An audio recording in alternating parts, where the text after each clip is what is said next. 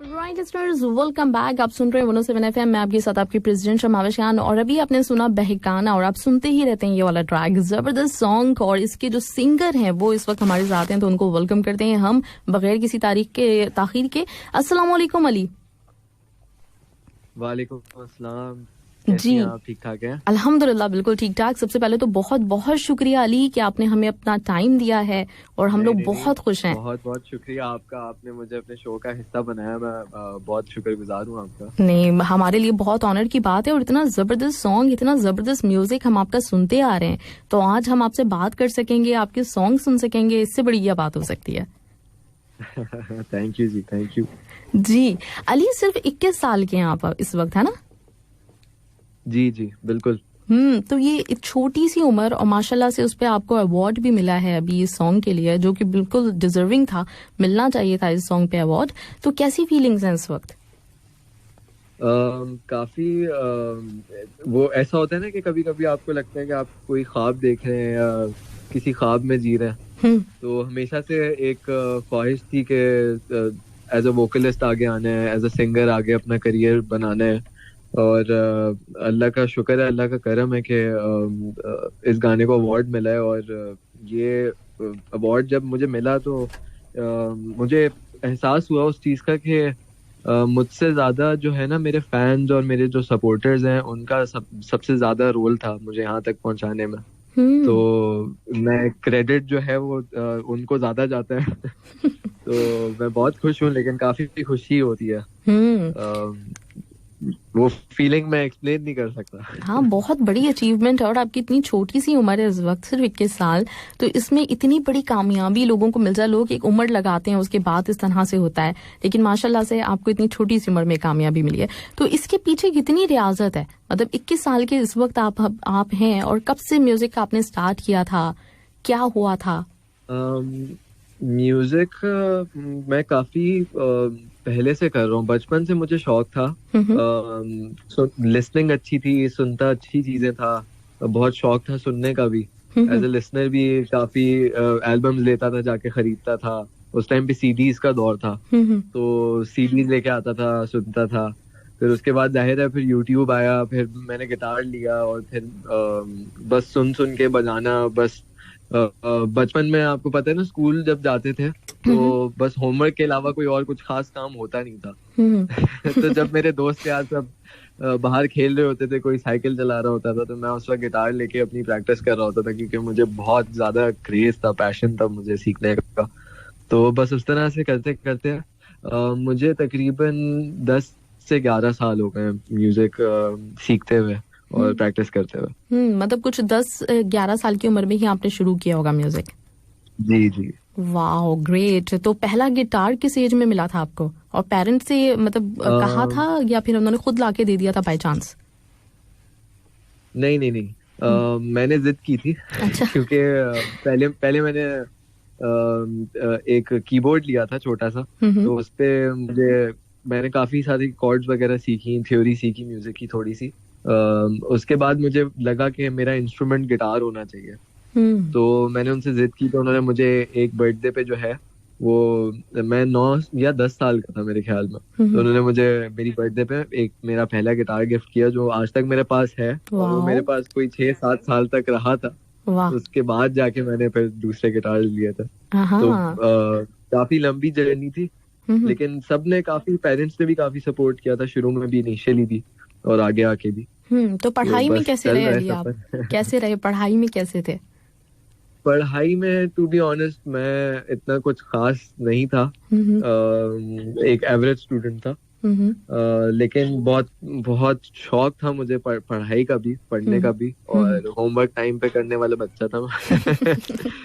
बस उसके बाद, लेकिन बस वो होता है ना, शुरू से आपको पता होता है कि बस आपको कुछ और करना है। तो बस हमेशा से ज्यादा जो रुझान था वो म्यूजिक की तरफ ही रहा, ज्यादा जो फोकस था वो इधर ही था। तो बस पढ़ाई में मैं कहूँगा कि मैं बस एवरेज था, कुछ इतना कोई ए स्टेरिक वाला बच्चा नहीं था। अच्छा, ये बहुत अच्छी बात है आपने जो कहा कि पता होता है ना शुरू से कि क्या करना है, लेकिन बहुत सारे लोगों को ये नहीं पता होता कि उन्होंने क्या करना है। वो डिसाइड ही करते रहते हैं ना, मतलब वो बदलते रहते हैं अपनी फील्ड्स को कि हम इसमें आजमा लेते हैं अपने आप को, ये ट्राई कर लेते हैं। तो ये बड़ी अच्छी बात है कि आपको अपनी डेस्टिनेशन का शुरू से अंदाजा था कि आपने इस जगह पे पहुंचना है।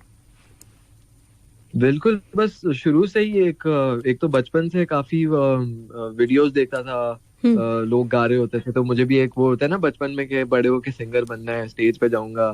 और फिर बाद में जैसे ही बड़ा होता रहा, जिस तरह जिंदगी आगे बढ़ती रही, म्यूजिक का और पता लगा कि है क्या, तो फिर म्यूजिक ने जिन जिन चीजों पे साथ दिया है, म्यूजिक का मतलब बदलता रहा मेरे लिए। तो बस वो एक काफी लंबा एक सफर होता है एज एन आर्टिस्ट ना।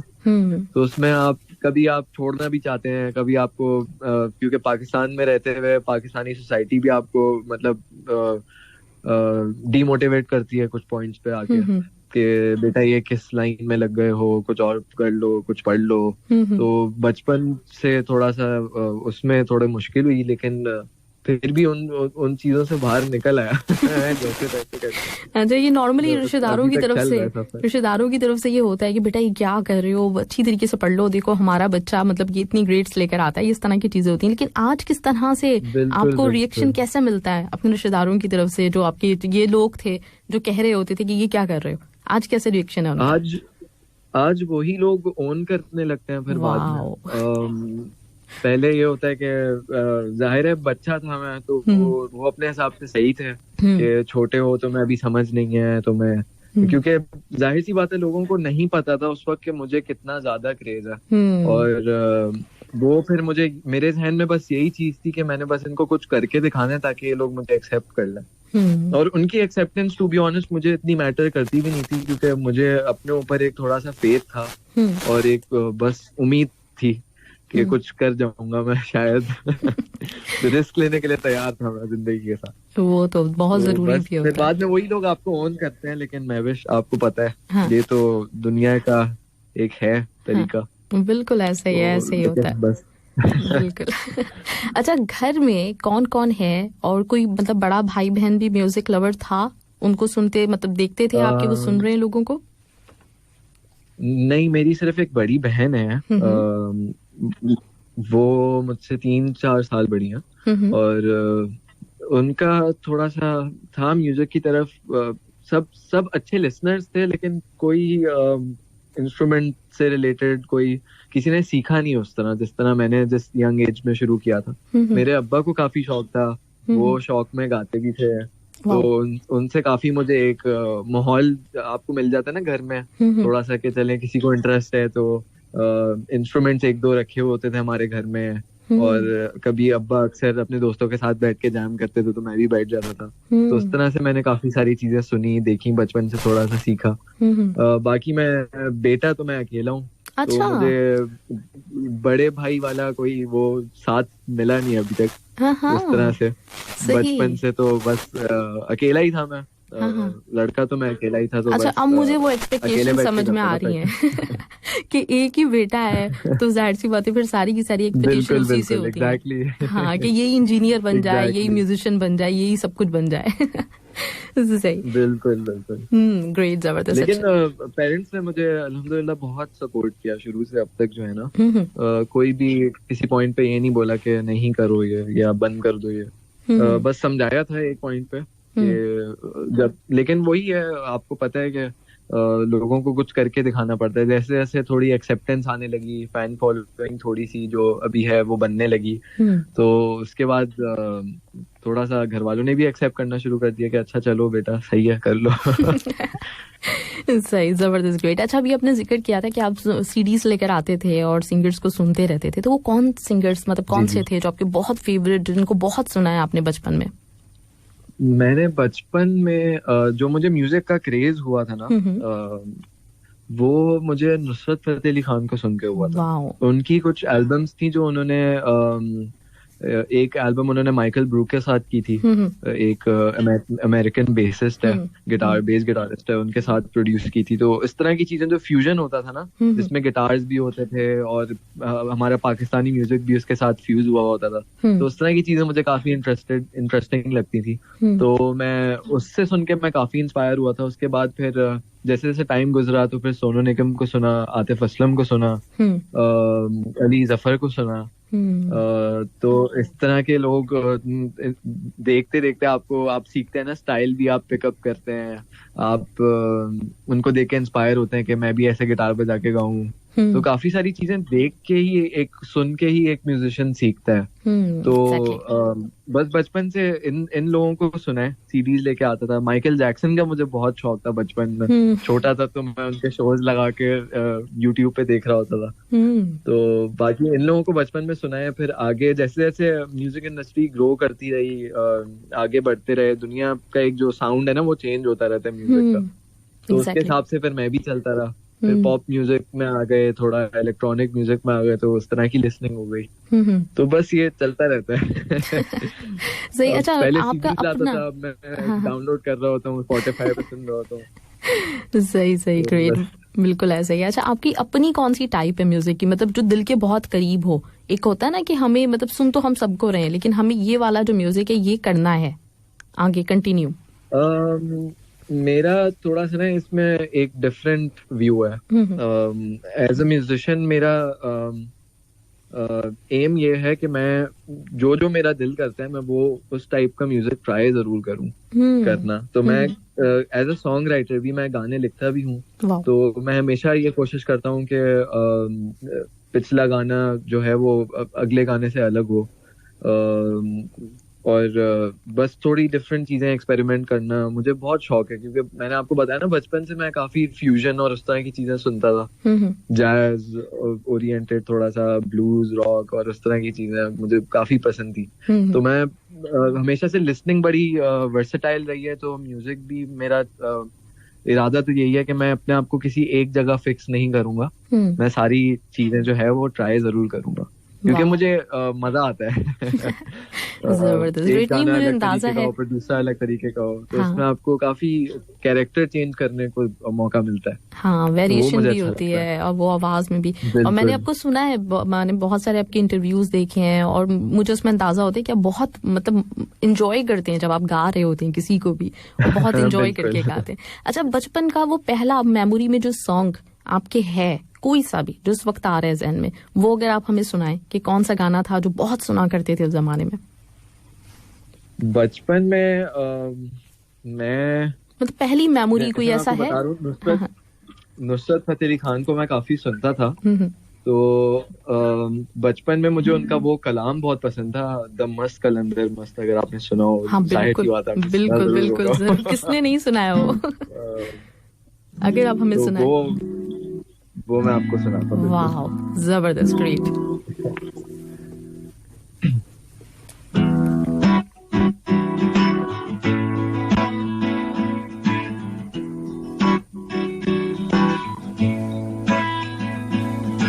मस्त कलंदर मस्त मस्त दम मस्त कलंदर मस्त कलंदर मस्त मस्त दम मस्त कलंदर मस्त। एक विरद है दम दम अली अली, एक विरद है दम दम अली अली, एक विरद है दम दम अली अली,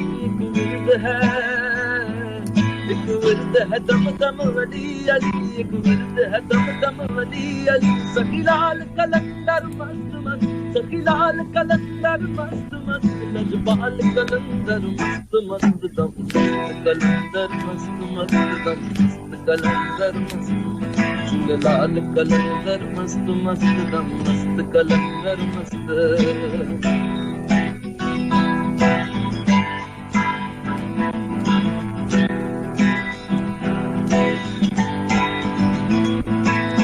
शनौचिया तेरिया पीरा उमर दूर, हनेरिया पीरा आसा रहे मतेरिया पीरा सुमरदाज मेरिया पीरा। एक विरद है दम दम वली अली एक विरद है दम दम वली अली एक विरद है दम दम वली अली एक विरद है दम दम वली अली सखी लाल कलंदर मस्त मस्त सखी लाल कलंदर मस्त मस्त लजपाल कलंदर मस्त मस्त दम कलंदर मस्त मस्त दम कलंदर मस्त लाल कलंदर मस्त मस्त दम मस्त कलंदर मस्त अभी जमलंगा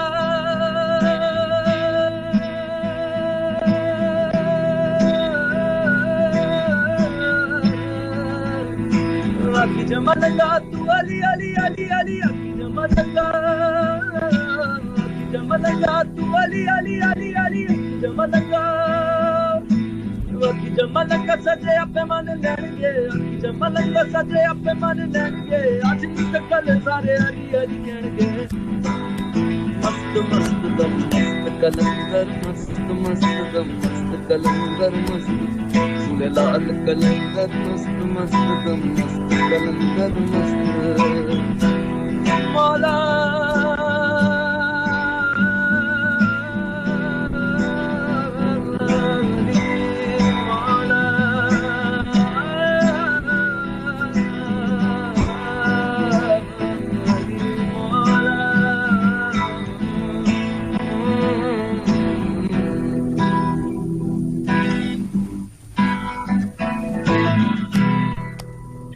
वाओ, जबरदस्त अली, कमाल, बहुत आला, बहुत आला, बहुत जबरदस्त, बहुत कमाल का, जबरदस्त। अच्छा सूफी, ये जो आपने एक बात की थी कि ये सूफी टाइप का म्यूजिक, तो आपने सूफी मेडले भी किया है और कुछ मुझे रुझान लगता है आपका, तो इतनी मतलब ये क्या है, क्या इसके पीछे कोई बैकग्राउंड है, क्यों पसंद है इस तरह का म्यूजिक आपको?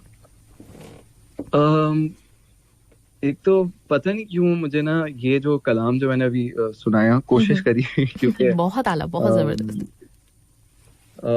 ये बचपन से मैं आज तक सुनता हूँ और मुझे आज भी ये उस तरह छूता है जिस तरह बचपन में मुझे इमोशनल करता था। एक रूह को छू जाने वाली कुछ चीजें होती है ना, वो मुझे लगता है वो सूफी म्यूजिक में मुझे काफी, जब मैं हर तरीके के म्यूजिक से एक होता है ना ब्रेक चाहिए होता है कि कुछ इंस्पायर नहीं कर रहा, तो फिर मैं सूफी म्यूजिक पे आ जाता हूँ और मुझे सूफी म्यूजिक से मुझे लगता है मैं काफी कनेक्ट कर पाता हूँ। उसमें कुछ इस तरह का कोई खास बैकग्राउंड नहीं है, लेकिन हमेशा से बस मुझे सूफी म्यूजिक का काफी ज्यादा शौक है और उसमें एक एस्केप मिलता है मुझे, उसमें एक खोने की जगह मिल जाती है मुझे, कुछ अरसे के लिए, कुछ वक्त के लिए मैं दुनिया से दूर हो जाता हूँ, तो मुझे इसलिए सूफी म्यूजिक काफी पसंद है। वाह, जबरदस्त। वैसे है कुछ ऐसा, आपने तो कहा ना, जब आपका कुछ सुनने का दिल ना चाह रहा हो तो आप आबदा परवीन का कलाम, इसी तरह से सज्जाद अली का एक दामन लगिया मौला जो है, और इस तरह की जो कलाम है, ये आपको एक मतलब कुछ मिलती है, एक आपको सेटिस्फेक्शन मिलती है सुन के। बिल्कुल बिल्कुल, ये कनेक्शन जो है ना, ये रूहें छू जाती हैं एक्चुअली ना, इस तरह की चीजें, ये बिल्कुल आपको अंदर से एक रिलीफ मिलता है सुन के, क्योंकि जाहिर सी बात है, आप एज अ सॉन्ग राइटर, मैंने डिफरेंट चीजों के बारे में गाने लिखे हैं, लेकिन एज अ लिसनर भी ना, जब भी मैं आप लव सॉन्ग सुन लें, आप सैड सॉन्ग सुन लें, आप रोमांटिक सुन लें, आप रॉक सुन लें, कुछ भी सुन लें, लेकिन जो सूफी एक ऐसा एरिया है जो बहुत ज्यादा जो है ना, क्योंकि जब आपके पास कोई भी नहीं होता, जब आप बिल्कुल गुम हुए हुए होते हैं जिंदगी में, आपको रास्ता नहीं मिल रहा होता, तो आप एक ही तरफ जाते हैं जो कि आपका खुदा होता है, तो आप, इसलिए मुझे लगता है कि हम लोग जो है ना ज्यादा कनेक्ट जो है वो सूफी म्यूजिक से कर जाते हैं, क्योंकि उसमें एक ऐसी चीज है जो बाकी जगहों पे नहीं मिलती। एग्जैक्टली, बिल्कुल। अच्छा, इससे रिलेटेड एक सवाल मेरे पास कुछ इसी तरह का आया हुआ है जो भी आपने बात की है। अर्जुन रॉय का मेरे पास सवाल है और उन्होंने कहा है कि सर आपको बहुत वेलकम, सबसे पहले तो बहुत जबरदस्त आपका म्यूजिक होता है, थैंक यू। और कहते हैं कि आपको बचपन से म्यूजिशियन बनने का शौक था, 10-12 साल से आप म्यूजिक सीख रहे थे, तो सर कभी ऐसा इन 10-12 सालों में आपको लगा कि आपने गलत रास्ता चुन लिया हो, या फिर कभी आपने गिव अप करने का सोचा हो, कहीं पे पछताए हो, मतलब ये हुआ हो कि लोग ना उतना चांस नहीं दे रहे, उस तरह का रिस्पॉन्स नहीं मिल रहा, तो मैं इसको छोड़ दूं, कभी ऐसा हुआ कि जिंदगी में वो हारने वाली फीलिंग आई हो अब तक? मैं थोड़ा सा इसमें ना बड़ा मेरा व्यू काफी अजीब सा होगा, लेकिन मैं कोशिश करता हूँ समझाने की। बिल्कुल ऐसे टाइम्स जरूर आए जब मैं काफी तंग आ गया था लोगों की बातें सुन के, या डीमोटिवेट हो के, या एक होता है ना कि कब आएगा वो टाइम, कब मुझे चांस मिलेगा, कब लोग मेरी आवाज सुनना पसंद करेंगे। लेकिन आहिस्ता आहिस्ता जब आप एक सफर गुजारते हैं ना, एक जर्नी गुजार रहे होते हैं, तो उसमें अच्छी चीजें भी हो रही होती हैं, उसमें बुरी चीजें भी हो रही होती हैं। कभी आप ऊपर चढ़ते हैं, कभी आप नीचे उतरते हैं। लेकिन मैंने एक चीज हमेशा सीखी है, चाहे वो आपकी कोई भी फील्ड क्यों ना हो, आपको जो भी चीजें चाहिए होती है ना जिंदगी में, वो आपको सही वक्त पे मिलती हैं। आप हमेशा जरूर आप दुआएं मांग रहे होते हैं, या आप विश कर रहे होते हैं कि मुझे ये चीज अभी मिल जाए। लेकिन मैंने ये हमेशा अपनी जर्नी में तो मैंने यही सीखा है कि मुझे हमेशा हर चीज तब मिली है जब उसका सही वक्त था मिलने का।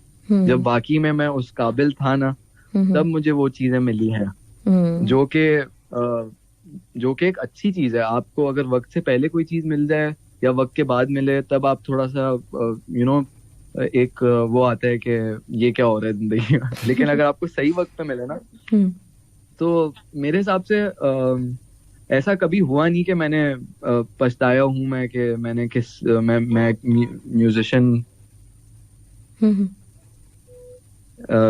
या मैं म्यूजिक की लाइन में आ गया, ऐसा कभी नहीं हुआ। लेकिन जरूर आपके किसी भी फील्ड में आपके अप्स एंड डाउन आते हैं। अच्छा वक्त भी आया था, बुरा वक्त भी आया था, लेकिन म्यूजिक ने मेरा कभी साथ नहीं छोड़ा, तो मैं इसलिए म्यूजिक का साथ कभी नहीं छोड़ता। जबरदस्त, ग्रेट। ये अच्छी बात है। मतलब वाकई मतलब ये जो चीज होती है ना, जो खुदा का आपके साथ कनेक्शन होता है, आपका खुदा के साथ, और आप हमेशा मतलब भरोसा कर रहे होते हैं कि नहीं, मेरा राइट टाइम आएगा और मुझे जरूर अपॉर्चुनिटी मिलेगी, तो फिर आप हारते नहीं है।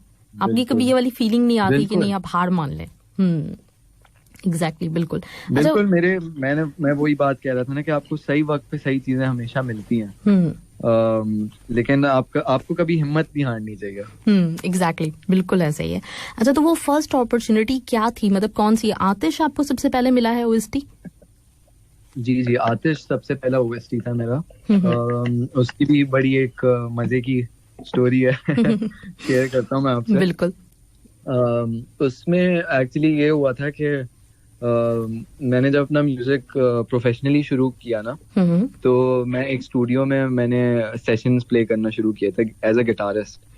तो मुझे काफी शौक था गिटार्स का भी, तो मैं डिफरेंट लोगों के गानों में जो है मैं गिटार्स प्ले करता था, और फिर पॉकेट मनी भी मिल जाती थी। छोटा था मैं उस वक्त, और एक शौक भी था, तो बस इसलिए मैं करता रहा। तो जिस स्टूडियो में मैं करता था ना, तो वहाँ पे जो म्यूजिक प्रोड्यूसर थे, एहसन अली ताज नाम है उनका, उनकी और मेरी एक म्यूजिकल अंडरस्टैंडिंग बहुत अच्छी बन गई उस पूरे प्रोसेस में 2-3 साल में।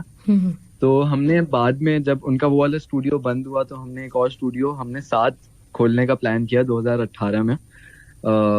तो जैसे ही हमने स्टूडियो खोला, उसके 2-3 दिन बाद उनके पास कॉल आई कि हम टीवी से कॉल आई कि हमें एक ओएसटी कराना है, तो आप हमें ये डेमो भेज दें। आपके जहन में जो भी आइडिया आते थे और ये लिरिक्स हैं, आप अपनी मेलोडी बना के भेजें, फिर हम आपको अप्रूव करते हैं। तो हमने कहा ठीक है। और मुझे कोई आइडिया नहीं था कि मैंने गाने, क्योंकि मैं उस वक्त तक मेरे लिए एक बहुत बड़ी बात थी कि एक ओएसटी मुझे मिल जाए। और वो होता है ना कि आपको कभी यकीन नहीं होता कि मैं ये कर सकता हूँ शायद, या नहीं कर सकता।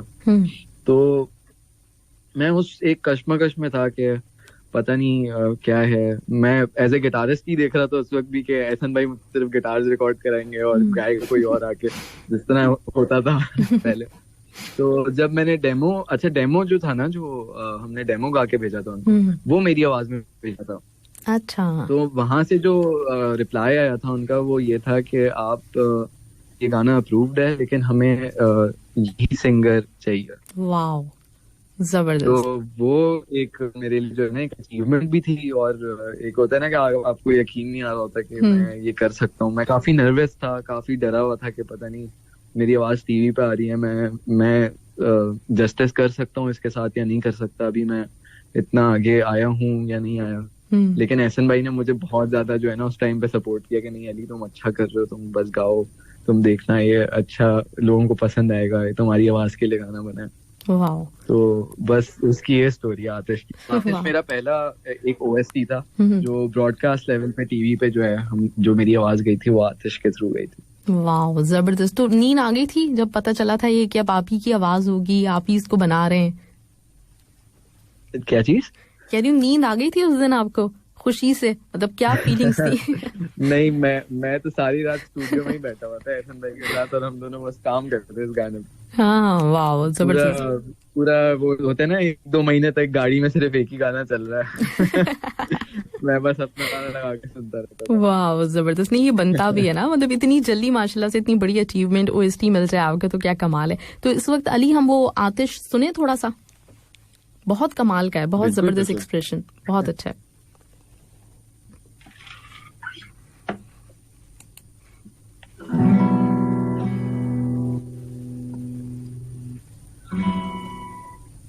तू करे बता मुझे चांद सर लगता है, दिल की चाहों पे मोहब्बत का समर लगता है, देखी अनदेखी बहारों का असर लगता और कुछ खुशियों का जाना का डर लगता, तू मिला तो कब कैसे मिला कुछ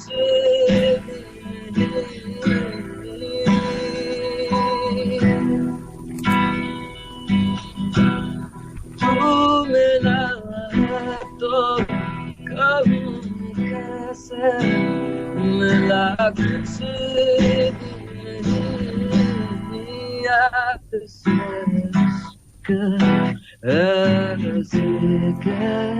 बचा कुछ याद से बचा कुछ रंग रंग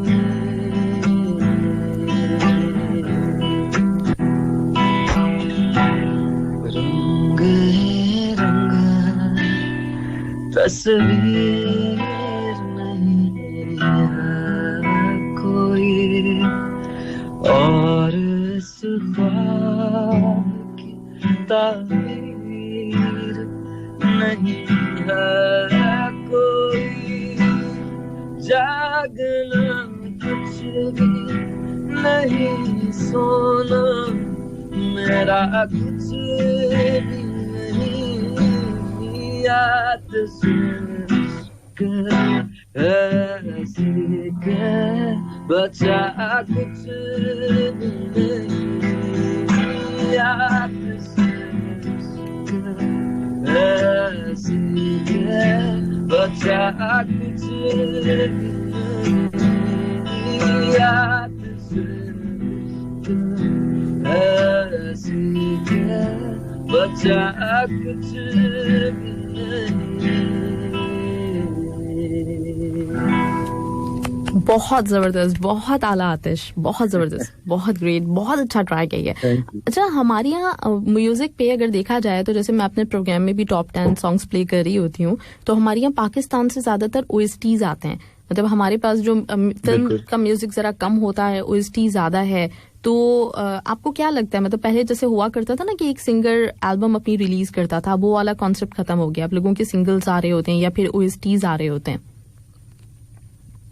मैं तो काफी मिस करता हूँ उस वाले टाइम को जब एल्बम्स आती थी और लोग अपने ओरिजिनल म्यूजिक पे ज्यादा फोकस करते थे, क्योंकि उसमें आपको एक ना एरिया मिलता है अपने आप को एक्सप्रेस करने का। एज अ म्यूजिशियन अगर मैं बात करूँ ना, तो आपको अपना एक रूम मिल जाता है कि अच्छा ये मेरा, मुझे किसी के लिए नहीं गा रहा, मैं अपने लिए गा रहा हूँ और मैं लोगों के लिए गा रहा हूँ, तो मैं अपनी बात करूंगा इसमें, मैं अपने तरीके से गाऊंगा। तो मुझे लगता है कि उसमें जो पहले जब एल्बम्स आते थे ना तो उसमें आर्टिस्ट जो है वो बहुत ज्यादा लोगों के सामने उनकी ओरिजिनलिटी आ जाती थी इस तरह से। फिल्म और ओएसटीज में थोड़ा सा आपको एक्सप्रेशन पे गौर करना पड़ता है, आपको अपने गाने के तरीके पे गौर करना पड़ता है, जो डिमांड होती है और एक तरीके के एक साउंड बन जाता है ना कि ओएसटीज इस तरह के आने चाहिए और फिल्म वाले और ड्रामा वाले आपको एक रेफरेंसेस देते हैं कि हमें इस टाइप का गाना चाहिए, हमें इस टाइप की आवाज चाहिए। तो मुझे लगता है कि वो जो है ना उस टाइम पे ज्यादा अच्छी होती थी कि आर्टिस्ट जो है वो सही तरीके से अपने आप को एक्सप्रेस कर पाते थे लोगों के सामने। लेकिन ओएसटीज अब जो है काफी अच्छे हो रहे हैं और लोगों ने एक्सेप्ट कर लिया कि ओएसटीज जो है वो भी एक बहुत बड़ी मार्केट है। ड्रामा बहुत हमारे ईसाई ड्रामास पूरी दुनिया में हिट है और लोग उनको देखते हैं, उनके गाने सुनते हैं। तो अब लोगों ने रियलाइज कर लिया कि वो भी एक बहुत बड़ी मार्केट है। और अच्छी चीज ये है कि लास्ट मैंने एक ओएसटी किया था, काफी टाइम हो गया उसको, 1 साल होने वाला है। उसका नाम था लोग क्या कहेंगे। लोग क्या कहेंगे जो था ना वो जो ओएसटी मैंने किया था तो उसमें मुझे अच्छी चीज ये लगी थी कि उन्होंने मुझे पूरा ना मेरे ऊपर छोड़ दिया था कि अली आप हमें बना के दें जो भी आप समझते हैं। एक उन्होंने मुझे स्टोरी बैकग्राउंड बताया था, उसके हिसाब से उन्होंने कहा कि हमें एक सैड गाना चाहिए, ये बैकग्राउंड है स्टोरी का, आप खुद लिखें, आप इसको खुद डिजाइन करवाएं, आप खुद इस पे काम करवाएं। तो वो चीज मुझे अच्छी लगी थी कि अब पाकिस्तान में ओएसटीज भी वो हमें एक जाहिर सी बात है अब रिकॉर्ड लेबल्स उस तरह से नहीं है, वो दौर नहीं है, सोशल मीडिया आ चुका है, लोग ऑनलाइन पोस्ट कर देते हैं अपनी एल्बम्स, टीवी पे सिर्फ जो है वो ओएसटीज या फिल्म्स इस तरह की चीजें आती हैं। तो लकीली अच्छी चीज ये है कि अब जो है अब पाकिस्तान में आर्टिस्ट को एक ओएसटी के थ्रू भी अपना म्यूजिक आगे पहुंचाने का मौका मिल जाता है क्योंकि अब चैनल्स ने और प्रोडक्शन हाउसेस ने भी एक्सेप्ट कर लिया कि हमें डिफरेंट तरीके के गाने चाहिए ओएसटीज में, जो कि एक अच्छी बात है। एग्जैक्टली बहुत अच्छी बात है। इवन अगर हम अपने बचपन का भी सोचें ना, मतलब जो पहले होते थे, जैसे मैंने सुना है कि ड्रामे के लिए जो म्यूजिक दिया करते थे अरशद महमूद साहब होते थे, जिन्होंने ज्यादातर वो 80s के और 90s के सॉन्ग्स जो उनका म्यूजिकल बैकग्राउंड जो होता था ड्रामे का वो देते थे। फिर उसके बाद हम टीवी ने ये शुरुआत की थी, आई थिंक क्रेडिट जो है वो हम टीवी को जाता है, इन्होंने शुरुआत बाकायदा तौर पे की है कि इन्होंने हर ड्रामे का एक ओएसटी अलग से ये लेकर आए। तो वाकई बहुत अच्छी चीज है और हमारे ओएसटीज बहुत पसंद किए जाते हैं। और जैसे मैंने आपको कहा कि मेरा हर थर्सडे को लिसनर्स चॉइस होता है, उसमें हमारे ज्यादातर ओएसटीज ही होते हैं हमारे पास जो हम प्ले कर रहे होते हैं, तो बहुत अच्छा है। लेकिन फिर भी मैं भी बिल्कुल उसी तरह अली आपकी तरह एल्बम को बहुत मिस करती हूँ। तो क्या पॉसिबिलिटी है नहीं आपके सिंगर्स के लिए कि वो एल्बम्स मतलब रिलीज कर सके? क्या उसके पीछे वजूहात हैं?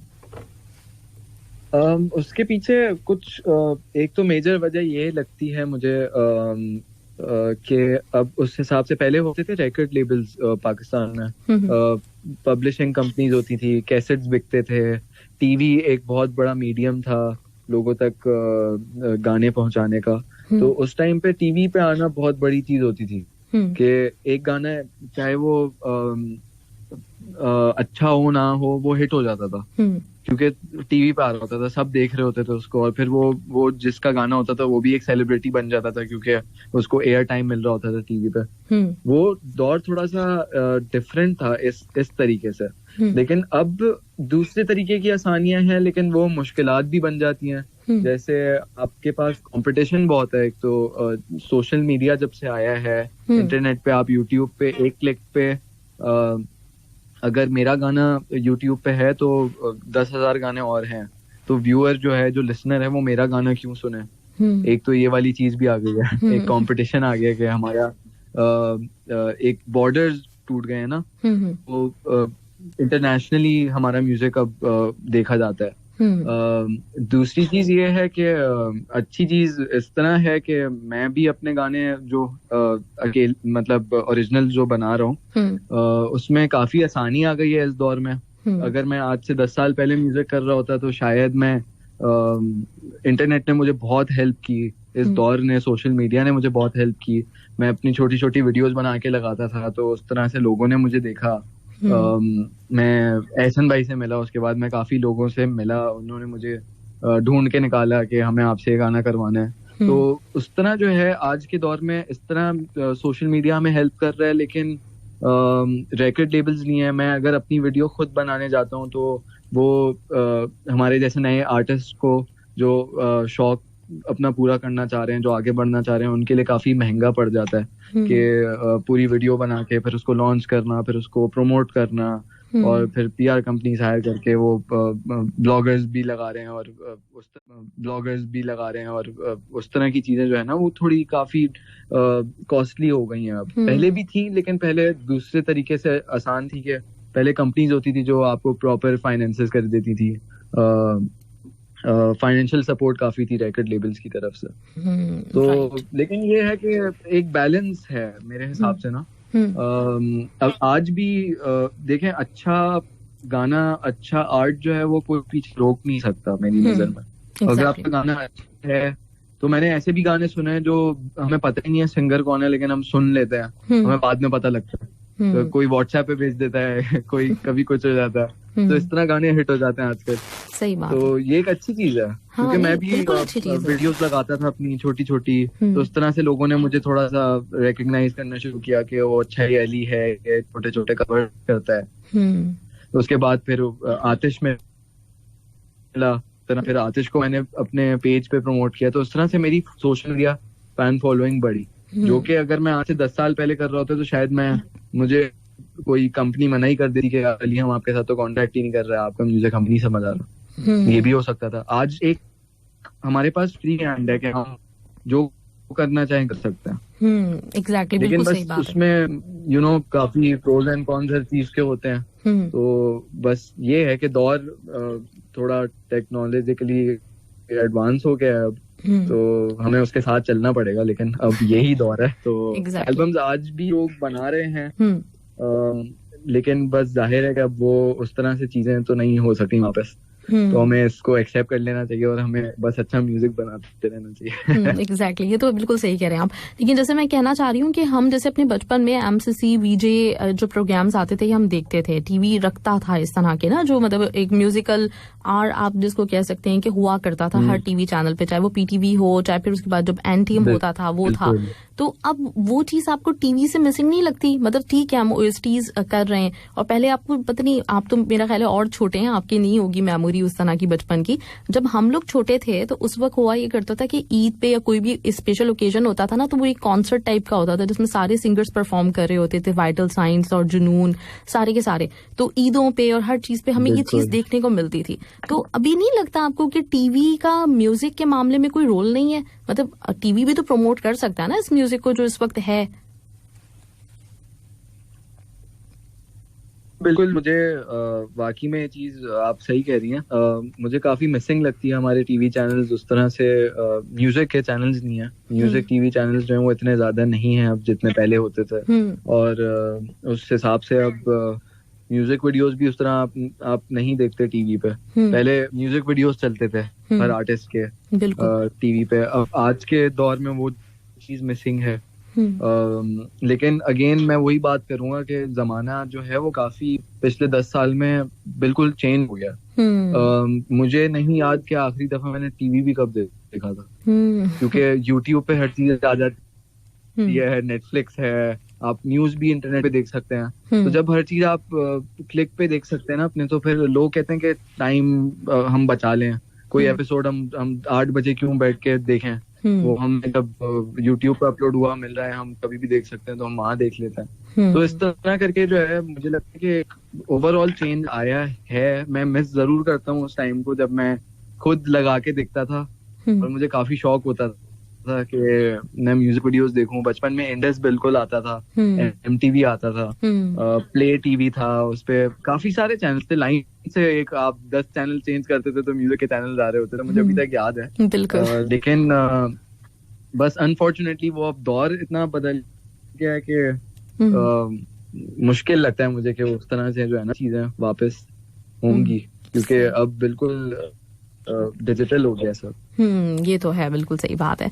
चलिए अली, कुछ सवालों की तरफ और मैं आ जाती हूँ हमारे लिसनर्स की तरफ से। ये अली असमत आफरीदी का सवाल है और ये कहते हैं कि सबसे पहले तो बहुत ही खूबसूरत आवाज वाले अली तारिक भाई, आपको दिल से सलाम और वेलकम करते हैं हम। Thank you.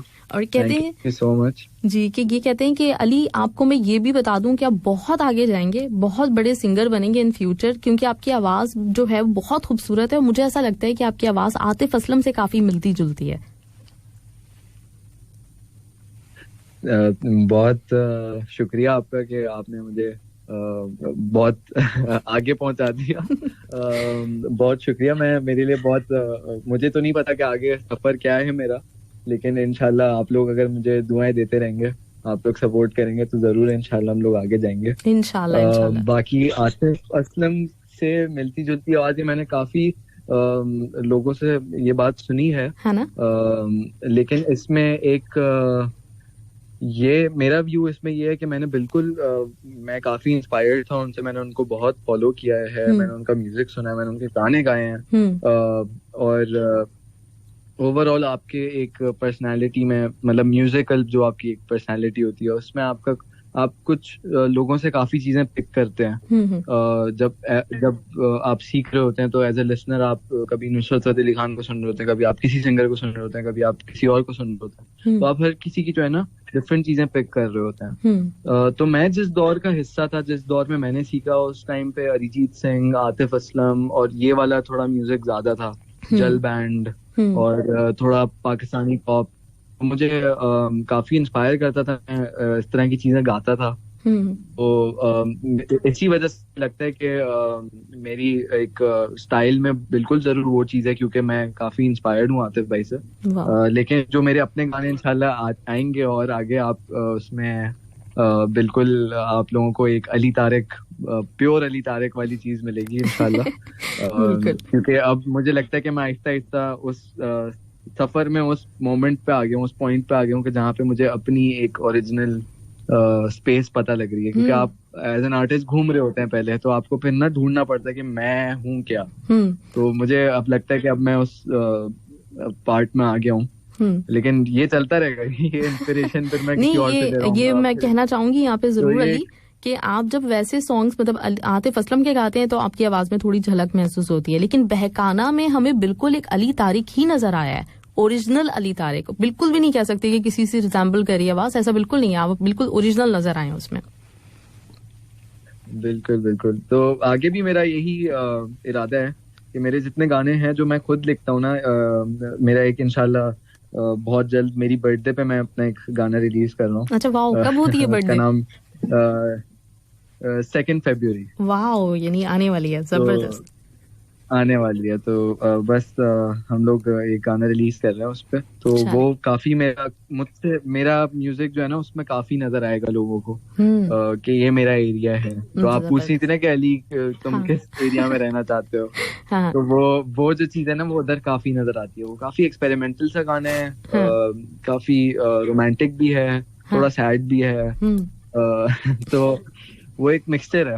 अच्छा सही तो देखते हैं। अच्छा पहले तो रिक्वेस्ट कर लूं मैं आपसे, इरादा यही है कि मैं अपनी आवाज जो है ओरिजिनल जो मेरा एरिया है वो मैं लोगों तक जरूर पहुंचाऊं। जरूर। अच्छा तो सबसे पहले तो एक रिक्वेस्ट कि अपनी बर्थडे पे हमें आपको विश करने का मौका जरूर दीजिएगा, और वो सॉन्ग आप मुझे पहले भेज दीजिएगा, तो हम 2 फरवरी को ही यहाँ पे प्ले करेंगे आपको ऑन ईयर लेके 2-3 मिनट के लिए। आप हमें अगर टाइम दें तो हम उस सॉन्ग को यहाँ पे प्रमोट करेंगे इंशाल्लाह ताला, जो आपका रिलीज होगा उसी वक्त इंशाल्लाह। जरूर मेरे लिए बहुत बड़ी बात होगी, थैंक यू। नहीं, मेरे लिए और हम सब लोगों के लिए बहुत बड़ी बात होगी कि आप हमें ये अपॉर्चुनिटी दें। इससे अच्छा बर्थडे गिफ्ट क्या हो सकता है मेरे लिए। चलें, ग्रेट, जबरदस्त, हमारे लिए भी गिफ्ट हो जाएगा, ये तो ट्रीट हो जाएगी हमारी। अच्छा अली, तो अभी आपने कहा कि उस गाने में आपको सैड पार्ट और ये सब कुछ मिलता है, तो अली की शख्सियत में है ये उदासी, अफसुर्दगी, क्यों?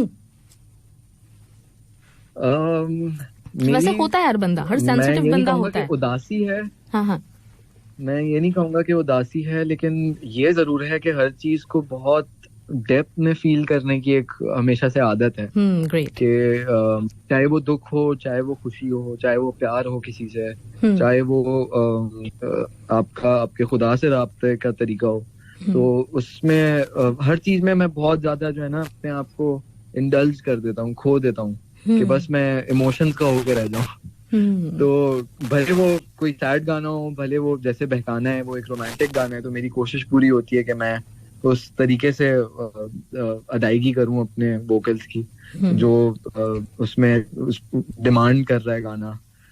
तो बस मेरा यही एक होता है, लेकिन बिल्कुल उदासी ज्यादा है। नहीं, वो मुझे फील नहीं, क्योंकि सेंसिटिव जो बंदा होता है ना उसके अंदर होती है ये चीज, तो ये वो कहना चाहिए कि इंटेलेक्चुअल लोगों की भी निशानी होती है ये कि वो फील करते हैं हर चीज को। ग्रेट, जबरदस्त। अच्छा, इन्होंने ही आपके लिए एक सवाल भी इसमें भेजा हुआ है। इन्होंने कहा कि नेस्कैफे बेसमेंट में आपका सॉन्ग आ चुका है, बिस्कॉनी के लिए भी आपने गाया, तो कोक स्टूडियो के लिए इन फ्यूचर आपका कोई सॉन्ग आने वाला है? और कोई एक्सपीरियंस कर, मतलब कोई एक्सपेरिमेंट करेंगे उस गाने पे? कोई न्यू प्रोजेक्ट ऐसा है? और लव यू इन्होंने कहा है और बेस्ट विशेस भी दिए आपको। थैंक यू पहले तो थैंक यू। उसके बाद बिस्कॉनी और नेस्कैफे, बस वो कुछ चीजें होती है ना जो लिखी भी होती हैं, ऐसा लगता है कि बस मिरेकल्स हो गए आपके साथ आपके करियर में। तो नेस्कैफे बेसमेंट स्पेशली जो था वो मेरे लिए एक बहुत बड़ी अपॉर्चुनिटी थी, और मुझे कोई एक होता है ना कि आपको अंदाजा भी नहीं होता कि ये होने वाला है। तो वो मेरे लिए एक वो मोमेंट था कि मैं नेस्कैफे बेसमेंट का बहुत बड़ा फैन था, मैं जुल्फी भाई का, मुझे काम बहुत इंस्पायर करता था, और मेरी हमेशा से ख्वाहिश थी कि बस एक ख्वाहिश थी कि मैं इन लोगों के साथ कभी काम करूं। और वो मैंने ऑडिशन दिया जाके, मैं उस तरह सेलेक्ट हुआ, और फिर हमने महबूबा वहाँ पे परफॉर्म किया। तो वो मेरे लिए एक बहुत मैजिकल सा और एक ख्वाब सा, ड्रीमी सा एक्सपीरियंस। और बिस्कॉनी बिस्कॉनी की सबसे खास बात यह है कि उसमें जो मैंने गाना किया है वो मैंने खुद लिखा था अपने कॉलेज में। तो बस बाकी है कि बिस्कॉनी जो साद हयात जिन्होंने बिस्कॉनी किया, उन्होंने हमें अप्रोच किया था कि अली मैं चाहता हूँ कि तुम एक गाना इसमें करो, और मेरी भी हमेशा से ख्वाहिश थी कि मैं साद भाई के साथ काम करूँ। तो इंशाल्लाह अगर कोक स्टूडियो मुझे कभी मौका दे तो जरूर मैं वो प्लेटफॉर्म भी यूटिलाइज करना चाहूंगा। और मेरी तो हमेशा से बचपन से हम लोग सुनते हुए आ रहे हैं कोक स्टूडियो, और पाकिस्तान का सबसे बड़ा प्लेटफॉर्म म्यूजिक का कोक स्टूडियो था एक टाइम पे, और है भी, और उसने अपनी एक इमेज बरकरार रखी हुई है तब से। रोहेल भाई ने भी, और जितने लोग आए उन्होंने जिन्होंने भी प्रोड्यूस किया, और काफी कुछ मैंने बचपन से सीखा है। तो बिल्कुल जरूर मेरी तो ख्वाहिश है कि मैं कोक स्टूडियो के साथ कुछ करूं इंशाल्लाह, जरूर। अभी आपने कहा ना कि वो मैरिकल हो गया था, तो अभी आपने अपनी लाइफ में बहुत सारे ऐसे मैरिकल्स देखने हैं इंशाल्लाह ताला।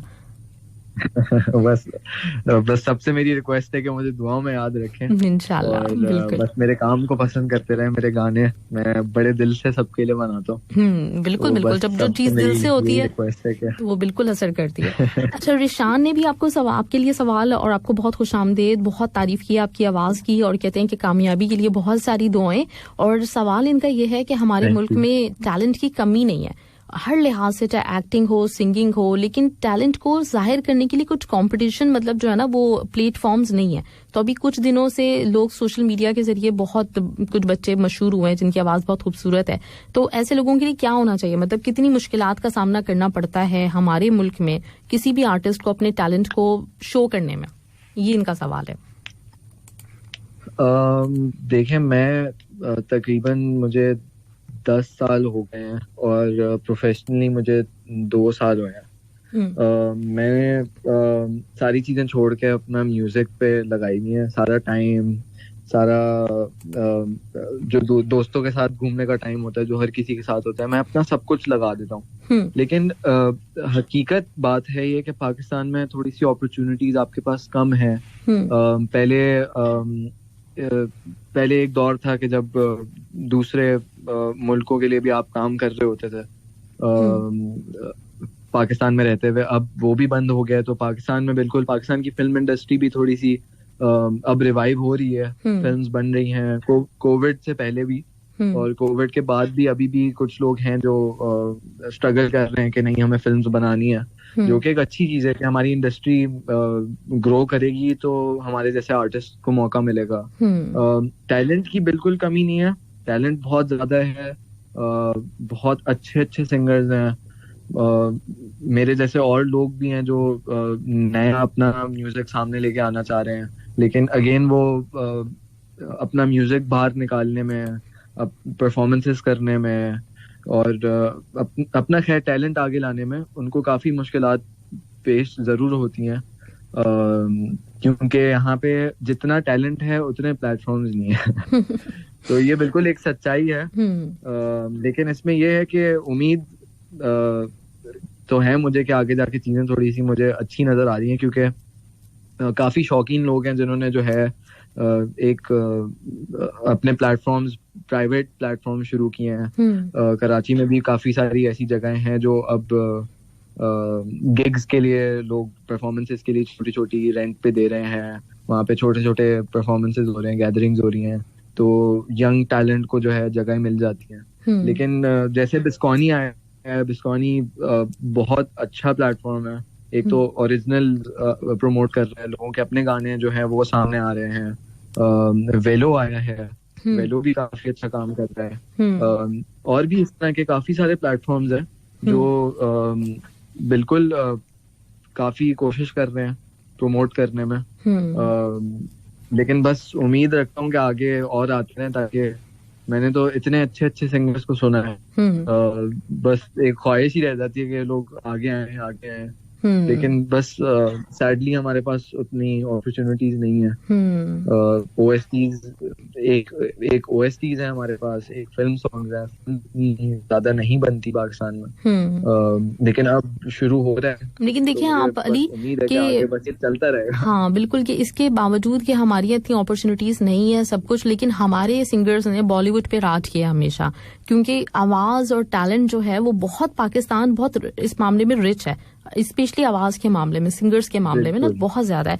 अच्छा, ये शेख महबूब का आपके लिए क्वेश्चन है। उन्होंने कहा है कि हम जल्द आपको बॉलीवुड म्यूजिक में देखना चाहेंगे इंशाल्लाह जरूर शेख महबूब, आपकी ज़बान अल्लाह मुबारक करे। और कहते हैं इसके साथ ही कि इंडिया में आपका कोई आइडियल सिंगर, कोई इंस्पिरेशन, कौन सा इंडियन सिंगर आपको बहुत पसंद है? इंडियन सिंगर मुझे अरिजीत सिंह बहुत ज्यादा पसंद है, मुझे सोनू निगम बहुत ज्यादा पसंद है। इंडियन मैं AR रहमान का बहुत बड़ा फैन हूँ, मुझे उनका काम बहुत पसंद है। लेकिन मेनली मुझे अरिजीत सिंह बहुत ज्यादा इंस्पायर करते हैं, क्योंकि जो एक मैंने आपसे बात की थी ना कि मैं अपना म्यूजिक थोड़ा सा वर्सेटाइल रखना चाहता हूँ, मैं हर तरीके के गाने एक्सपेरिमेंट करना चाहता हूँ, तो मुझे लगता है अरिजीत सिंह बहुत अच्छे तरीके से उस चीज को जो है ना इम्प्लीमेंट करते हैं। उनका हर तरीके का गाना आप सुनते हैं, लेकिन उसमें एक अरिजीत सिंह जरूर आपको नजर आता है, लेकिन अपने तरीके से वो बस उसके हो जाते हैं, चाहे जो भी स्टाइल हो वो उस गाने के हो जाते हैं। तो मुझे उनकी वो चीज बहुत इंस्पायर करती है और मैं उनका बहुत बड़ा फैन हूँ। ग्रेट। आरिफ अब्दुल्ला का मेरे पास सवाल आपके लिए, कहते हैं बहुत खूब अली तारिक साहब, और आपकी आवाज माशाल्लाह बहुत प्यारी है, आपके लिए हमारी बहुत सारी बेस्ट विशेस। इनका ताल्लुक भी इंडिया से ही है, और ये कहते हैं कि हम भी कुछ टूटे फूटे अंदाज में सिंगिंग करते हैं, काफी मैं कॉम्पिटिशन्स भी करवाती रहती हूँ यहाँ पे, तो हमारे लिस्टनर्स इन्वॉल्व रहते हैं उसमें। तो हम जैसे जो शौकीन लिस्टनर्स हैं उनकी बेहतरी करने के लिए कुछ आपको टिप्स देंगे कि क्या करना चाहिए हमें? बस देखिए, मैं एक तो थैंक यू, आपने मुझे इतना कुछ समझा कि मैं आपको कोई टिप दे सकूं। मैं भी बस कोशिश कर रहा हूँ, सीख रहा हूँ अभी तक। लेकिन बस मेरी सबसे बड़ी टिप तो यही है कि आप बस गाते रहें, आप बस प्रैक्टिस करते रहें। जो भी आपका स्टाइल है, आपको अपना स्टाइल पता होना चाहिए कि मैं ये मेरा रूम है, ये मेरा एरिया है, मैं इतना गा सकता हूँ, मेरी आवाज पे ये सूट करता है। अगर आपको ये चीजें पता है तो आप बस दिन रात लगा दें, आप उस पर प्रैक्टिस करते रहें। क्योंकि मैंने भी कहीं से खास सीखा नहीं आज तक म्यूजिक, मेरा कोई म्यूजिक का कोई टीचर प्रॉपर नहीं था। एहसन भाई ने मुझे काफी गाइडेंस दी थी, लेकिन कोई खास एक होता है ना कि उस्ताद होता है कोई आपका, या कोई टीचर होता है प्रॉपर, तो मेरा कोई टीचर नहीं था। मैंने लेकिन अच्छी चीजें सुन के कोशिश किया कि उनको उस तरह गाऊं, उस तरह उनको निभाऊं। एक दिन नहीं कर सका, 2 दिन नहीं कर सका, एक टाइम आया कि थोड़ा सा मैं करीब पहुंचने लगा। तो बस की जो है वो प्रैक्टिस है म्यूजिक की। जितना आप टाइम लगाएंगे, जितना आप प्रैक्टिस करेंगे, उतना आपकी आवाज बेहतर होगी। लेकिन आपको अपना एरिया, अपना स्टाइल आपकी आवाज पे क्या सूट करेगा आपको वो जरूर पता होना चाहिए। सही सही। बहुत सारे सवाल हैं अली मेरे पास आपके लिए। अमरजीत ने आपको बहुत बेस्ट विशेस दी हुई है, उसके साथ इन्होंने आपसे एक सवाल भी किया है जो कि फ्यूचर प्लान के हवाले से। इसमें मैं एक एडिशन ये कर देती हूँ कि फ्यूचर में आप किसी सिंगर के साथ, किसी म्यूजिशियन के साथ काम करना चाहते हैं तो वो कौन होगा जिसका आपने सोचा हुआ है कि इसके साथ काम कर लूं बस, तो बस बहुत मजा आएगा? मेरा तो जो ड्रीम है, मेरा जो ख्वाब है वो है ए.आर. रहमान साहब के साथ काम करने का। कभी भी मुझे जिंदगी में एक ऐसा मिरेकल हो जाए फिर से कोई, कि मुझे मौका मिले उनके साथ काम करने का, क्योंकि मैं बहुत बड़ा फैन हूँ उनका। बस मेरी एक ही ख्वाहिश है कि अगर कोई एक है तो वो ए.आर. रहमान साहब है, और मुझे उनके साथ काम करने का मौका मिले तो मेरे लिए बहुत बड़ी बात होगी। जबरदस्त, ग्रेट। अच्छा, मुबीन बुखारी ने भी आपकी बहुत तारीफें की हुई है। रकपाल सिंह ने आपसे एक क्वेश्चन किया हुआ है कि एक ऐसा कोई फेवरेट ट्रैक जो कि रहता हो जबान पे, मतलब जो गाते रहते हो। मेरा अपना या किसी का भी? किसी का भी, या फिर आपका अपना, जो बहुत ज्यादा मतलब गाते रहते हो, आदत हो आपको। ये तो काफी मुश्किल सवाल है क्योंकि मैं तो दिन रात पता नहीं क्या क्या गाता रहता हूँ। मुझे तो याद भी नहीं आ रहा, इतनी चीजें गुनगुना रहा होता हूँ अलग अलग टाइम पे। कोई ऐसा इतना ज्यादा मैं नहीं गाता कोई गाना, लेकिन बस डिफरेंट चीजें डिफरेंट वक्त पे गुनगुनाता रहता हूँ अपने मूड के हिसाब से। अच्छा। बस मेरा मूड जो है ना वो एक कहते हैं ना कि एक डायरेक्शन है। मेरा मूड जहाँ मुझे लेके जा रहा होता है मैं उस टाइप की चीजें गा रहा होता है, मैं उस टाइप की चीजें सुन रहा होता हूँ। तो मैं कोई ऐसा नहीं है कि कोई हैप्पी गाना बस मेरे होंठों पे चढ़ा हुआ हो तो मैं भले उदास भी हूँ तो मैं वही गा रहा हूँ। मैं जो भी दिन में, आपको पता है, आप एक पूरा दिन गुजारना भी एक मूड शिफ्ट्स होते हैं। अच्छा, चले ये आसानी कर देती हूँ थोड़ी। इन दिनों मतलब आजकल में कौन सा ऐसा सॉन्ग है जो जरा ज्यादा गुनगुना रहे हैं? मूड पता चल जाएगा आपका हमें कि कैसा चल रहा है। आजकल मैं अपना बिस्कॉनी वाला गाना थोड़ा ज्यादा गाने लग गया हूँ। काफी ज्यादा वो गुनगुना रहा हूँ। अधूरी बात, वो भी बहुत अच्छा। हाँ, अधूरी बात मुझे बिल्कुल पता है, मैं आपको बहुत अच्छी तरह फॉलो कर रही हूँ, मुझे बहुत पसंद आ रहे हैं आपके सॉन्ग्स। तो अधूरी बात भी इस मौके पे हम सुन ही लेते हैं आपसे थोड़ा सा। जरूर जरूर जी।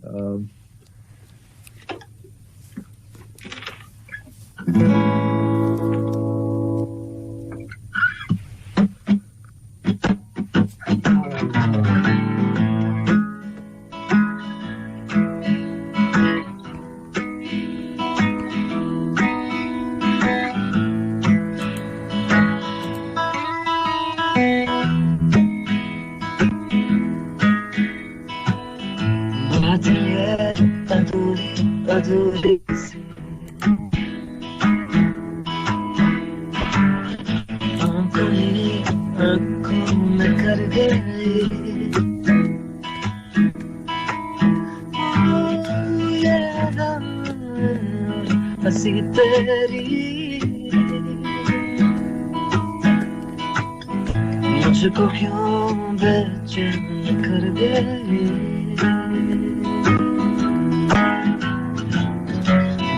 मेरी न जाने कहाँ उड़ गई।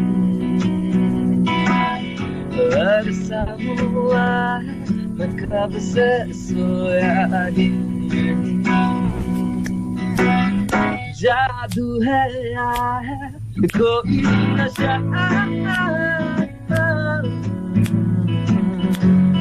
जाने तेरे क्यों मैं पीछे पड़ा।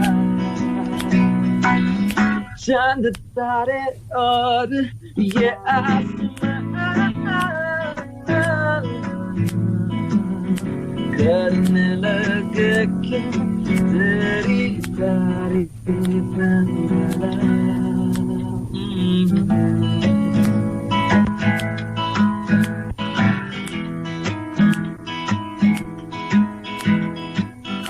दिल ये प्यासा दे तू जरा सा सहारा प्यार का,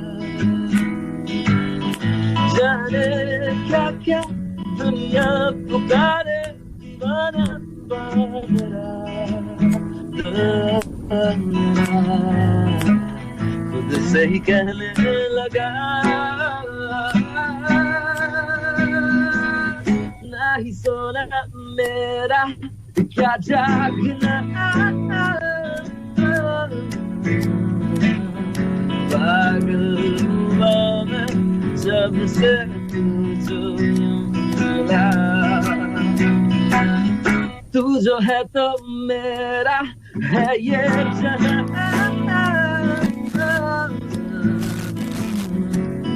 मुझे तू तो हम होंगे फिर यहाँ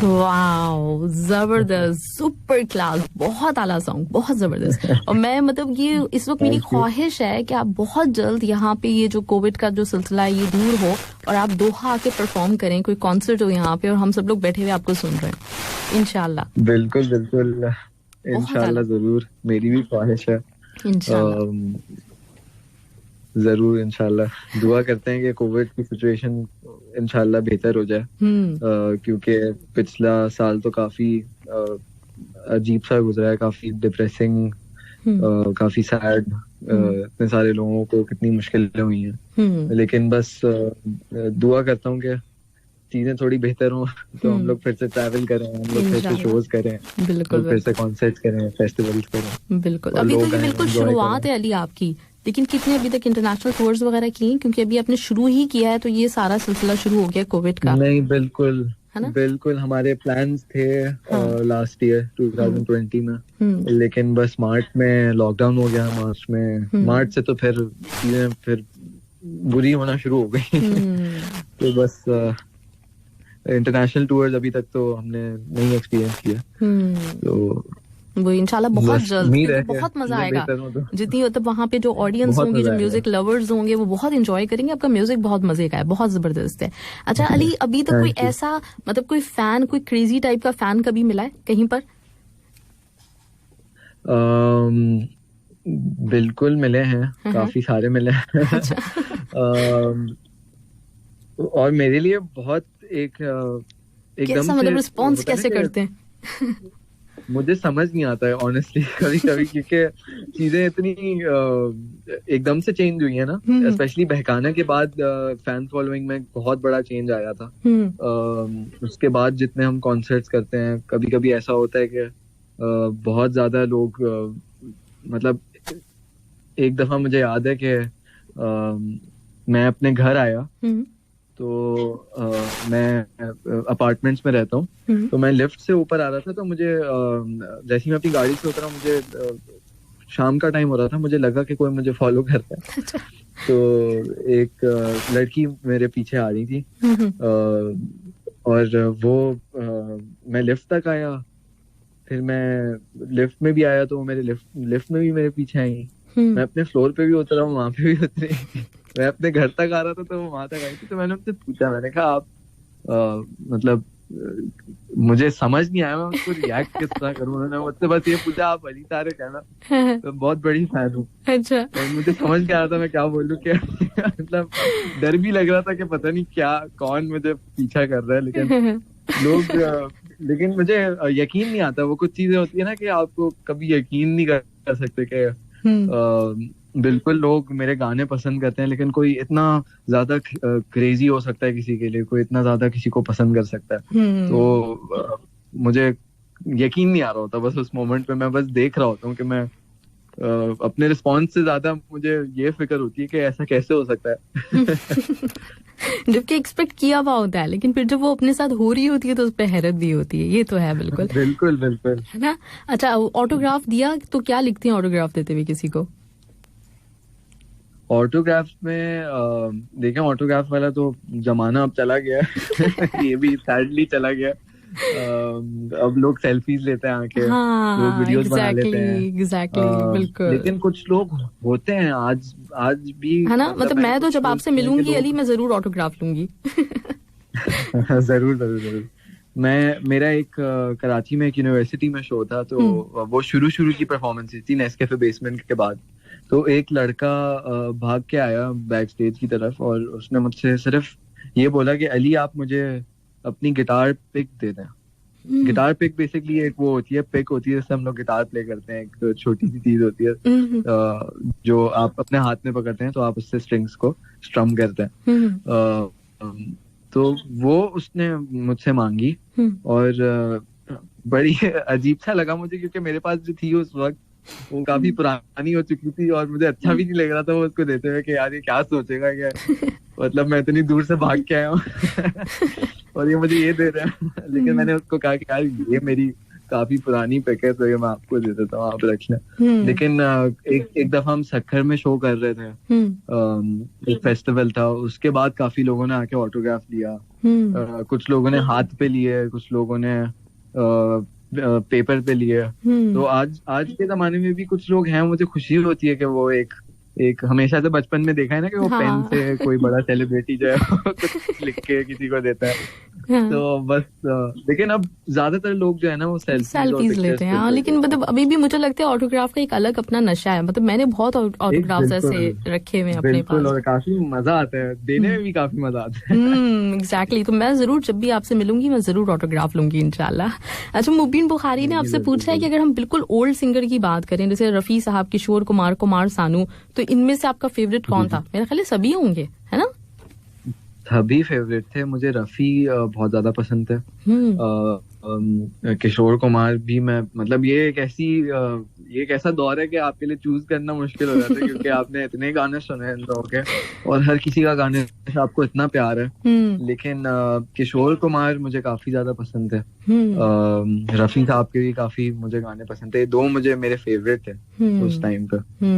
जबरदस्त। उस टाइम पे मैं था नहीं, लेकिन उस टाइम हाँ वो हमने सुने हुए सबने, मतलब हाँ बिल्कुल। और मुझे अंदाजा है रफी आपको जरा ज्यादा कुछ कनेक्शन बनता होगा आपके साथ, क्योंकि वो एक जो मतलब पर्सनालिटी होती है ना उसमें रफी साहब मतलब है कुछ बनता है उनका, कि उनका म्यूजिक जरा ज्यादा आपसे लिंक करता है। अच्छा, एक चीज और कि आप जैसे कह रहे हैं कि आप गाने लिखते भी हैं, तो जब कोई भी गाना सबसे पहले बनता है तो कौन ऐसा कोई है दुनिया में, ऐसा कोई शख्स, कोई शख्सियत जिसको सुनाने की वो सबसे ज्यादा जल्दी हो कि ये बस ये बन गया है तो मुझे उसको सुनाना है? कुछ मेरे कई दोस्त हैं। एक तो मेरे जो बिजनेस मैनेजर हैं अतीक भाई, सबसे पहले मैं उनको रिकॉर्ड करके भेजता हूँ। और मैंने आपको एहसन भाई का बताया था जो मेरे म्यूजिक मेंटोर हैं, जिनके साथ मैंने काम किया है बचपन से। उन्होंने मुझे काफी हेल्प की ग्रो करने में। तो मैं बस मेरे लिए ये होता है कि बस एहसन भाई जो है वो अप्रूव कर देना कि हाँ अली ये गाना तुमने बहुत अच्छा लिखा है, तो बस मैं खुश हो जाता हूँ। क्योंकि हमेशा से उनको एक एज ए सीनियर म्यूजिशियन मैंने देखा है और मैं बहुत रिस्पेक्ट करता हूँ उनकी। तो बस उनको सेटिस्फाई करना होता है मुझे। बस मैं सबसे पहले उनको भेजता हूँ कि यार एहसन भाई को भेजता हूँ, और फिर मैं बार बार उनको कॉल करता हूँ, एहसन भाई आपने वो ऑडियो सुनी, मैंने आपको व्हाट्सएप में भेजी है। तो कहते हैं हाँ जी मैं सुन रहा हूँ, मैं अभी सुन के बताता हूँ। फिर मैं दोबारा कॉल करता हूँ, एहसन भाई आपने ऑडियो सुनी? तो बस वो है, क्योंकि मैं उनको हमेशा जो है ना उनसे हमेशा अपनी सारी मेलोडीज, अपनी सारे गाने जब भी लिखता हूँ मैं उनसे सबसे पहले उनको कॉल करता हूँ, या तो कॉल पे सुना देता हूँ। एक मेरा दोस्त है ऑस्ट्रेलिया में रहता है, मुस्तफा मीर नाम है उसका। वो हमारी दोस्ती काफी अच्छी है, लेकिन जब हमारी दोस्ती काफी ज्यादा अच्छी हुई तो वो ऑस्ट्रेलिया पढ़ने चला गया। लेकिन हम लोग वीडियो कॉल्स पे और व्हाट्सएप कॉल पे लगे हुए होते हैं एक साथ। तो उसको भी मैं अक्सर जो है गाने मैं सबसे पहले उसको भेजता हूँ। तो काफी सारे कुछ दोस्त हैं, कुछ म्यूजिकल लोग हैं। अजान समी खान मेरे बहुत अच्छे दोस्त हैं, उनके साथ मैंने काम भी काफी किया है। उनको जरूर सुनाना होता है मुझे अक्सर ना चीजें, तो बस अजान भाई आप बताते हैं सही है। तो अजान भाई फिर अपना फ्लेवर डालते हैं उसमें, वो काफी हम लोग मजा आता है। जबरदस्त। ये कुछ लोग हैं, कुछ 5-6 लोग हैं, ज्यादा लोग नहीं है, लेकिन सबसे टॉप लिस्ट पे जो है वो एहसन भाई। सही, ग्रेट, जबरदस्त, बहुत आला। अच्छा अली, मेरे पास बहुत रिक्वेस्ट ये आ रही है आपके लिए कि आप बहुत जल्द दोहा आए, और जब भी आप दोहा आएंगे आप मुझे जरूर इन्फॉर्म कीजिएगा, हम आपको अपने स्टूडियो में भी बुलाएंगे और लोग आपको सुनना भी चाह रहे हैं लाइव परफॉर्म करते हुए। बहुत मेरे पास मैसेजेस आ रहे हैं आपके लिए, जिसमें मुस्लिम अंसारी का भी नाम अभी मुझे नजर आया और बेशुमार लोग हैं।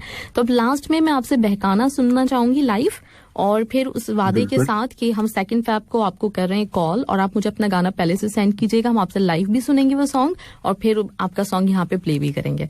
इसी रिक्वेस्ट के साथ बहकाना जरूर मेरा वादा है आपसे, और ये तो मेरे लिए वाकई में ये बहुत बड़ी बात है महविश, थैंक यू। और मुझे वाकई में अगेन मुझे यकीन नहीं आ रहा कि लोग इतना पसंद कर रहे हैं मुझे दोहा में, बहुत पसंद कर रहे हैं। जब भी मुझे मौका मिलेगा दोहा आने का, कोई भी परफॉर्मेंस हो या मैं किसी ट्रिप के लिए भी आया हुआ हूँ, तो मैं आपको भी जरूर बताऊंगा और मैं अपने सोशल मीडिया पे हर जगह मैं अपडेट करूंगा कि इंशाल्लाह कोई मीट एंड ग्रीट हम लोग सेशन रख सकते हैं, बहुत आला हो जाएगा।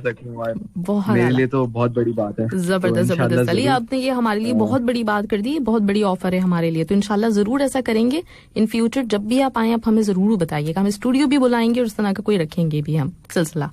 जरूर इंशाल्लाह। बाकी थैंक यू महविश, आपने मुझे अपने शो पे बुलाया, थैंक यू। आपका बहुत बहुत शुक्रिया। मैं बहुत एक्साइटेड थी और जब मुझे कंफर्म हुआ है कि हाँ अली तारिक आएंगे, तो मेरी एक्साइटमेंट जो है ना वो देखने वाली थी कि अली तारिक आ रहा है मेरा शो में। नहीं, मैं बस एक छोटा सा म्यूजिशियन हूँ जो बस कोशिश कर रहा हूँ लोगों को खुश करने की, तो आप लोग खुश हो जाते हैं मेरे लिए बस यही जीत है मेरी। तो थैंक यू, आपने मुझे अपने शो का हिस्सा बनाया और उन सब लिसनर्स का भी मैं शुक्रगुजार हूँ, शुक्रिया अदा करता हूँ कि आप लोग इतनी देर से मुझे बर्दाश्त कर रहे हैं। नहीं हम बहुत एंजॉय कर रहे हैं आपको, बहुत मतलब बहुत मजा आ रहा है और हम सब लोग बहुत एक्साइटेड पूरे हफ्ते से रहे हैं जब से हमने ये प्रमोशन की है, तो हमारे लिए बहुत ऑनर की बात है अली। नहीं थैंक यू। बाकी हम फिर बहकाना से एंड करते हैं और फिर इंशाल्लाह जब भी कतर आए तो जरूर आएंगे। बिल्कुल।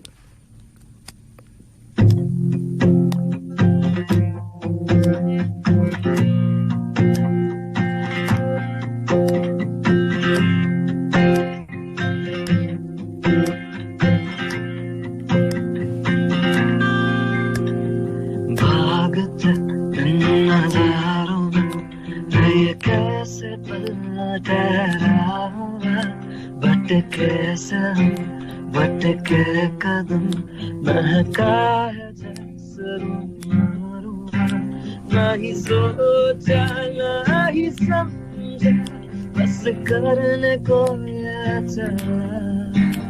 अभी तो मन मेरे पास कब बैठा कब टला, बिना बोले जो नजर कह जाए दिल को दिल से मिलाए जाने जाना, मुझे बहकाना, बिन बोले जो नजर कर जाए होले होले, दिल को दिल से मिलाए जाने जाना, मुझे बहकाना।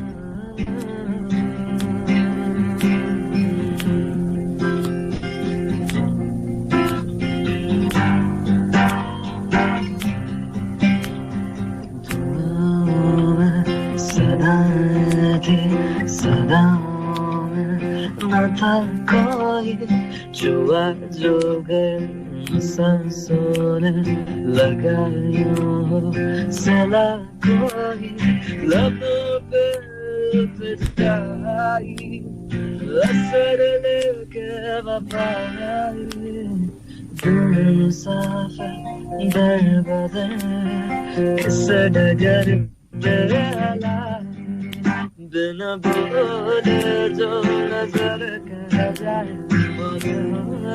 दिल को दिल से मिलाए जाने जाना, मुझे बहकाना, बिना बोले जो नजर कह जाए दिल को दिल से मिलाए जाने जाना, मुझे बहकाना।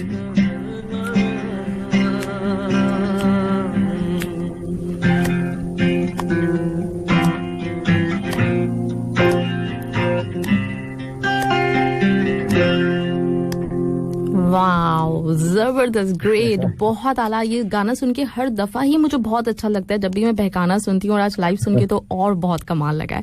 Thank you Ali, thank you so much एक दफा फिर आपका, और इंशाल्लाह ताला ये जो सिलसिला बना है अब ये चलता रहेगा, आप हमारे साथ रहेंगे इन टच, और इंशाल्लाह हम आपको लेते रहेंगे शो में अपने। बिल्कुल बिल्कुल, इंशाल्लाह, जरूर जरूर। Thank you so much Mahvish, thank you, thank you so much. इंशाल्लाह फिर बात करते हैं अली, बहुत ख्याल रखिएगा, आपके फ्यूचर के लिए बहुत सारी नेक ख्वाहिशात मेरी, इंशाल्लाह बहुत सक्सेसफुल होने वाले हैं। आने वाले वक्त में हम देखने वाले हैं कि अली बहुत, मैं जैसे आपसे कहा था ना कि अभी तो अपने बहुत सारे ऐसे मैरिकल्स देखने अपनी लाइफ में, तो इंशाल्लाह ताला बिल्कुल। बहुत ऊपर देखने वाले हैं। आप लोग बस मुझे सपोर्ट करते रहें, मेरे लिए दुआ करते रहें, और बस मेरे काम को पसंद करते रहें, तो मुझे भी एक मोटिवेशन मिलती है कि मैं आगे बढ़ूं। तो बस इंशाल्लाह जरूर। Thank you so much. Great, thank you so much. इंशाल्लाह फिर मिलते हैं, बाय बाय। जी लिस्टनर्स, हमारे साथ अली तारिक, और कमाल की परफॉर्मेंस, कमाल के उन्होंने सॉन्ग्स गाए।